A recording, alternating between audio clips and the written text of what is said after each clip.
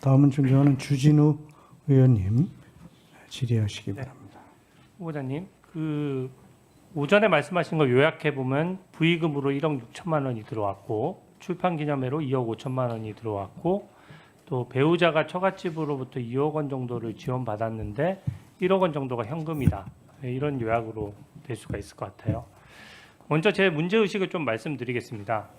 저는 첫 번째 출판 기념회가 제일 문제라고 생각합니다. 일단 국민 눈높이에 현재 국민 눈높이에 현격히 맞지 않고요.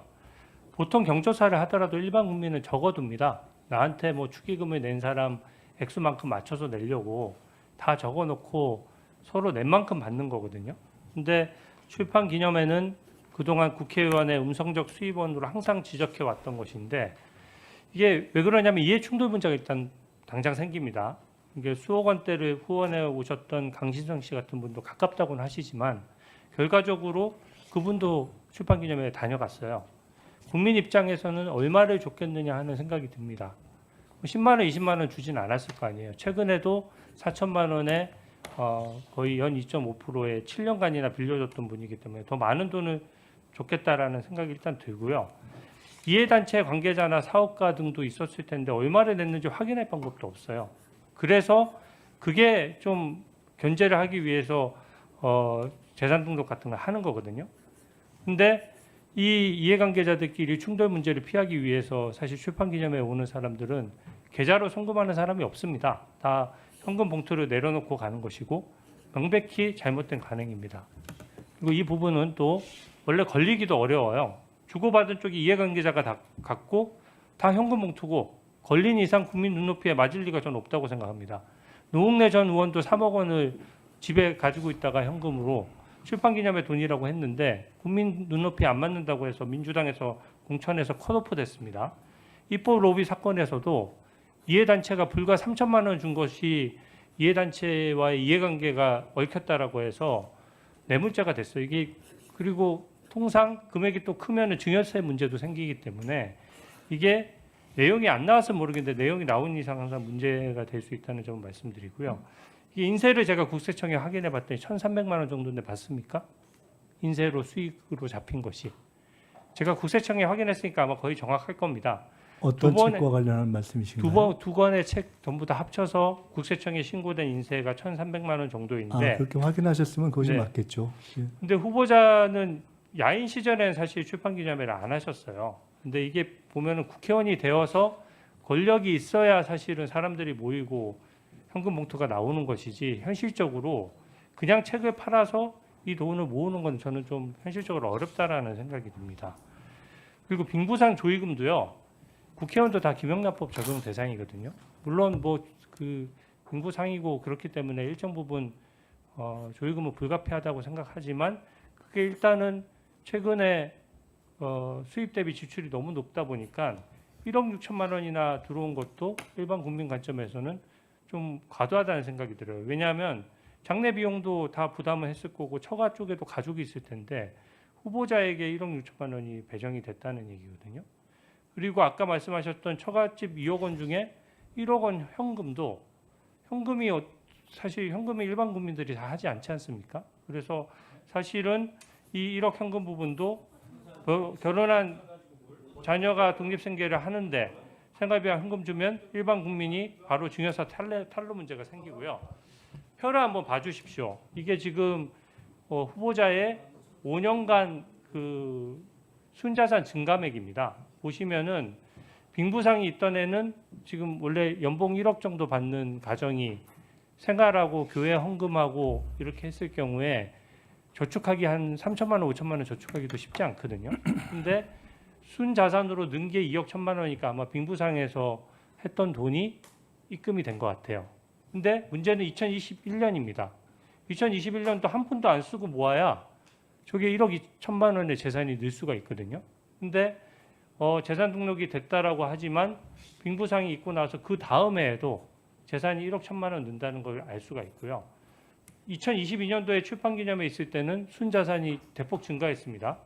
2억 5천만 원이 증가했고 또 출판기념회 두 번째에는 오히려 아까 말씀대로라면 현금 1억 5천, 1억씩 각각 들어왔어야 맞는데 순자산은 또 줄어들었어요.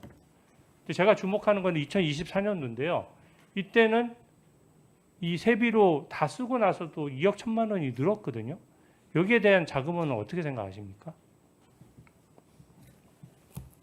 말씀대로라면 뭐가 2023년도에 늘었다고요? 재산 등록을 다 마치고 2024년도에 현금이 하나도 없었어야 맞는 거잖아요. 네.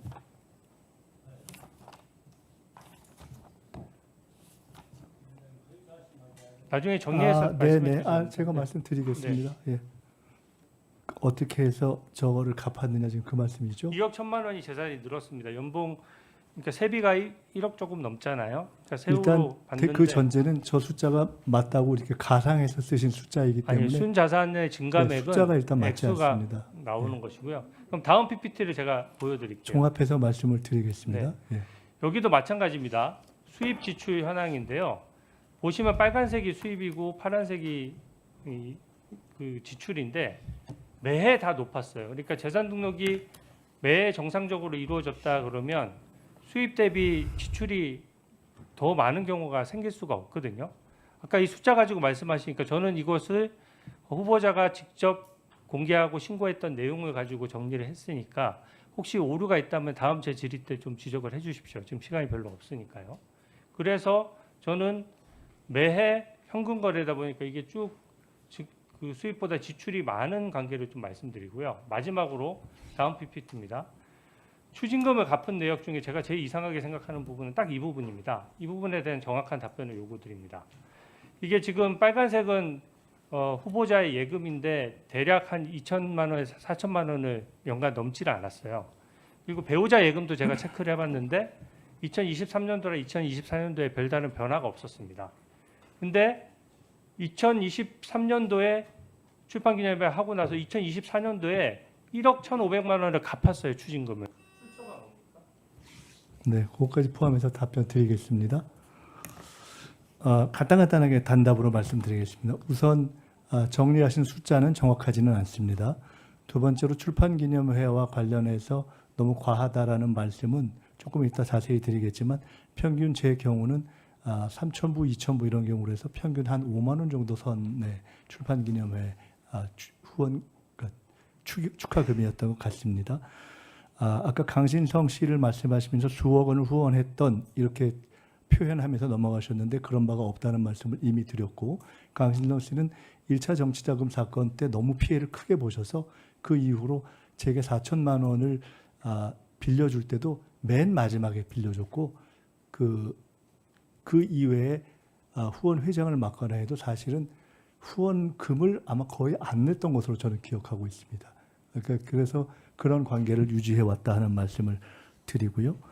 그 법과 관련해서 지금 의원님께서 출판기념회를 포함해서 심지어 축의금, 조의금까지 다 문제를 제기하신 것은 사실은 국회의원의 범위를 넘어서는 전 국민이 축의금, 조의금을 신고해야 하는 문제를 새롭게 제기하신 것이어서 그것은 저는 의원님께서 어떤 법을 제기하거나 하시면 그런 차원에서 저는 별도로 논의할 사안이 아니겠는가 이렇게 생각을 합니다. 마지막 질문 드리겠습니다.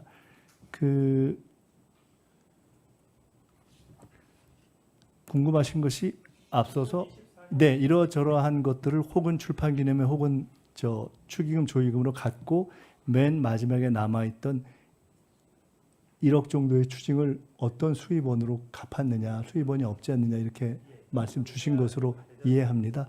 대출했습니다. 24년에 1월 31일 날 1억 8천을 대출해서 그중에 1억 정도로 추징금을 갚고 나머지 8천만 원은 그 해에 있었던 저희 선거 비용에 준비해서 썼고 그 선거가 끝난 연후에 선거 보전을 받아서 나머지를 다시 다 갚았습니다. 그렇기 때문에 수입에 관련해서 일체 걱정하실 내용이 없다. 그리고 대단히 죄송한 말씀인데 우리 주 의원님께서 복잡하게 그래프를 그려주셨는데 사실은 저렇게 그래프를 복잡하게 그리기에는 앞뒤 다 통틀어서 제게 남아있는 부모님까지 포함한 2억이라는 재산은 저렇게 그래프를 그리기에는 너무 작지 않은가라는 생각이 들어서 그렇게까지는 수고를 안 하셨어도 괜찮지 않았는가 하는 생각을 해봅니다. 잠깐만요. 네, 이 문제가 이제 계속 지적이 되고 있으니까 아까 수입 지출 그 맨 마지막 문제는 수입 좀 부분, 네, 대출 부분에 대해서 예, 궁금해하셔서 그거는 마지막에 제가 이제 그 대출을 알려드리겠습니다. 추징금을 어떻게 갚았는지 그렇게 설명하셨고 하겠습니다. 수입 지출은 나중에 확인해 달라니까 그렇게 확인을 다음 질의 전에 확인해 주시기 바랍니다. 예, 네. 의사진행 발언하세요. 예. 갑자기 노웅래 전 의원님의 자택에서 3억 언급을 하셨는데요. 출판 기념회도 어쩌다 하면서 지난 3월 18일 2025년 3월 18일에 대법원에서 판결을 했습니다. 검찰에서 노웅래 전 의원님의 자택에서 3억 돈 다발 압수수색 자체가 위법이다. 그런데 마치 이것이 금원의 출발이 무슨 출판 기념회였고 그 3억이 그때 사건이 있었는데 마치 우리 후보자님도 무슨 출판 기념회 얼마 이상의 돈을 있으니까 불법이지 않냐 이런 식으로 연상을 시킨단 말입니다. 왜 이 노웅래 의원 3억 쳐보세요. 왜 이렇게 막 갖다 때려붙이게 해가지고 국무총리 후보자님에 대해서 자, 위법한 행위를 한 것처럼 의사진행 발언 인상을 위원장님 위원장에게 확인하시고, 얘기하세요. 네, 위원장님께서 확인하시고 네. 시정해 주십시오. 네, 네? 네 확인하겠습니다. 아니 그 자, 제가 판단할게요. 네, 자 말씀하세요. 그 부분은 압수수색의 불법성 여부를 떠나서 노웅래 전 의원의 주장입니다. 노웅래 전 의원이 실제 주장하기로 본인의 발견된 현금 3억 원이 출판 기념회 돈이라고 스스로 밝혔어요. 거기 인터뷰 내용도 나와 있습니다. 네, 그거는 판례를 얘기한 것이 아니죠. 네. 자 알겠습니다. 네,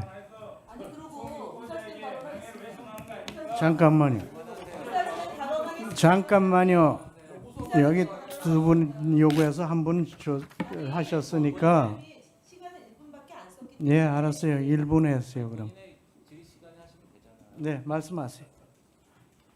지금 국무총리 후보자 인사청문회를 하는데요. 앞서 여러 의원들이 동일한 질문을 오전 질의 때 했고 그것을 소명했습니다.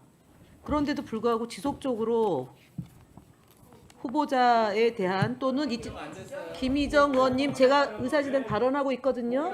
다선 의원님, 중진 의원님, 초선 의원님하고 좀 다르시지 않습니까? 예, 좀 다르지 않습니까?